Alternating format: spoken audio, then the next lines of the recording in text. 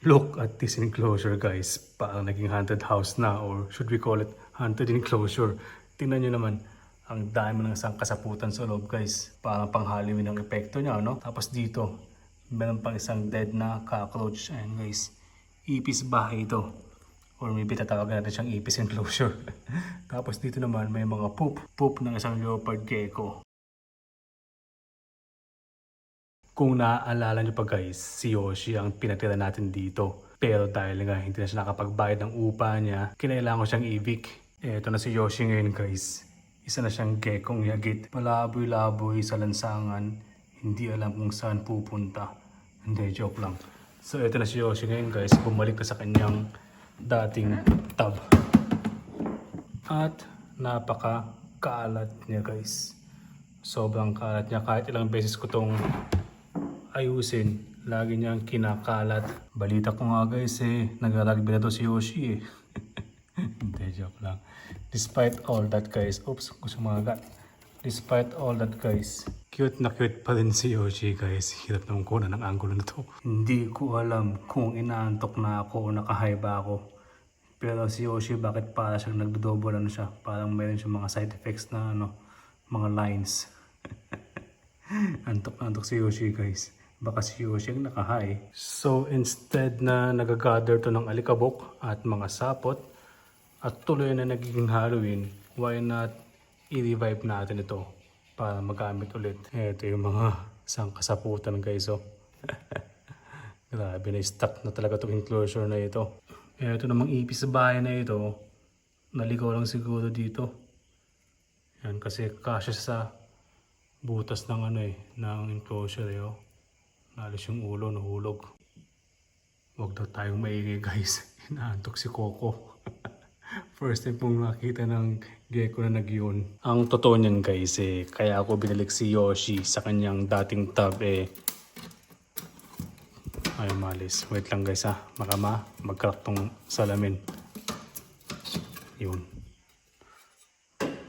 So kaya ako siya binalik sa kanyang dating tub kasi hindi siya naging komportable dito. I-compare nyo naman guys itong plastic tub sa glass enclosure. Itong plastic tub mas opaque siya. Kumbaga guys dito sa glass enclosure exposed siya. Dito naman guys medyo malabo yung plastic, so mas feeling secured si Yoshi dito. Okay naman itong glass enclosure guys. Kaso naging problema dito yung hide, dadalawa. Tama naman yung hide niya. Isang moist hide or wet hide tapos isang dry hide. Kaso naging problema dito guys sa gitna. Wala siyang mapagtatagon kapag gusto niyang maglakad-lakad. Ngayon i-make over natin tong enclosure na ito. From this to this. Astig to guys. Maniwala kayo. Trust the process. Easy mal.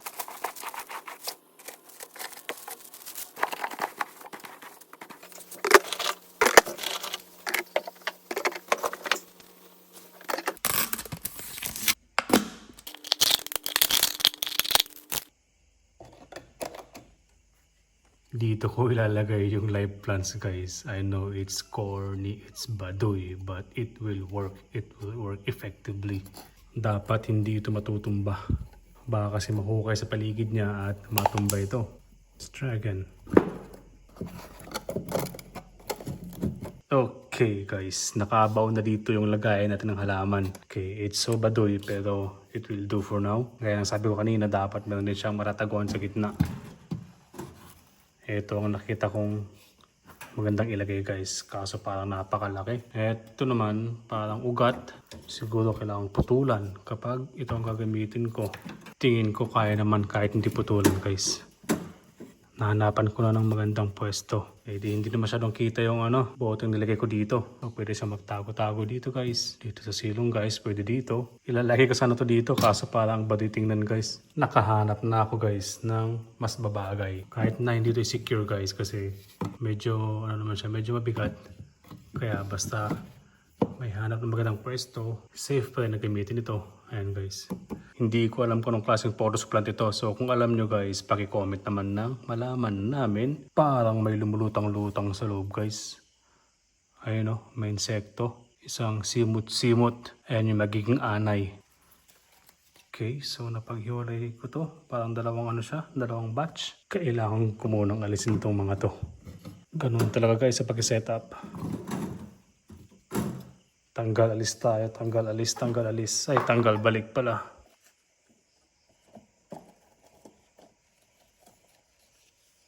Maglalagay na ako ng tubig. Baka pitsido na mamaya. Ayan. Tapos, ibalik na natin tong mga kahoy. Mga driftwood. Ayusin lang natin ng konti para naman limito yung halaman. So, ayan. Mukhang goods na. Meron pa dito. Lagyan na rin kaya natin to. Ayan guys, mas maganda dito, no? Parang may kuweba. Ayan, basahin natin to kasi ito ang kanya magiging parang moist or wet area. Tapos meron siyang dry side dito. Bukas ulit guys. Lagyan na rin natin itong mga leaf litter dito. So may mga poop pa dito, hindi ko muna inalis. Kasi para malaman niya na dyan siya tatay. Kasi last time, kung anong ginawa ko, naglagay ako ng poop dito. Tapos dito na siya tumatay. Kaya dyan yung tayahan niya guys. Maglagay pa tayo ng mga twigs. Bakit hindi? Sagad-sagad na natin.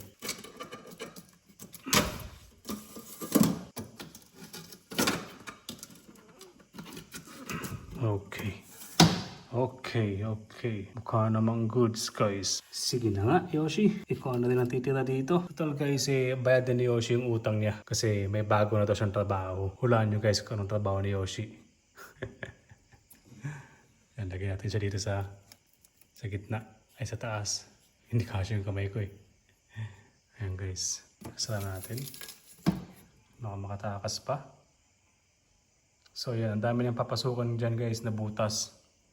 Pwede pa siya magtago sa likod. Mas naturalistic na para sa kanya. May pa siya tataguan doon guys sa likod ng halaman. May taguan doon. Actually guys, ang mga leopard gecko, hindi naman talaga dry yung kanilang tirahan. May mga parts guys na may mga plants ganun. Kaya pwede tayong maglagay ng ganyan guys halaman. Yung iba nga yung substrate lahat ng substrate moist talaga eh. So ako just to be safe, may part na moist, may part na dry. So meron tayong ambient temperature. So speaking of mga butas guys, ayun si Yoshio. Ang dami niyang tataguan guys. Successful. Yung elevation ng kanyang elevation ng kanyang enclosure. Ito pala yung lock guys ng enclosure.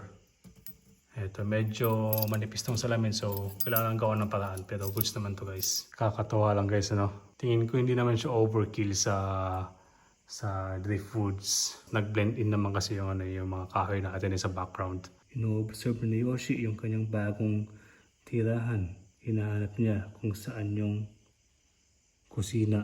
Siguro nagugutom na siya. Ano Yoshi? Nagustuhan mo ba? Mukhang nagustuhan ni Yoshi guys. Oh, diba? Naka-smile siya eh. Oh, diba? Thank you daw Nagte-thank you si Yoshi guys. Narinig nyo? Thank you daw eh. And very satisfying naman yung pag-renovate ng kanyang enclosure. May isa pa dito na kailangan linisan at i-setup. So, ayun guys. Mapapatagal lang tayo ng mapapatagal dito. Wala na mangyayari dito guys. Ikot-ikot lang si Yoshi. Ikot-ikot lang. Tapos yun lang. Wala na. Next time na yung feeding niya guys. So yun. Maraming salamat at chill lang tayo lagi. Dito sa Schizopelma PH. Yeah.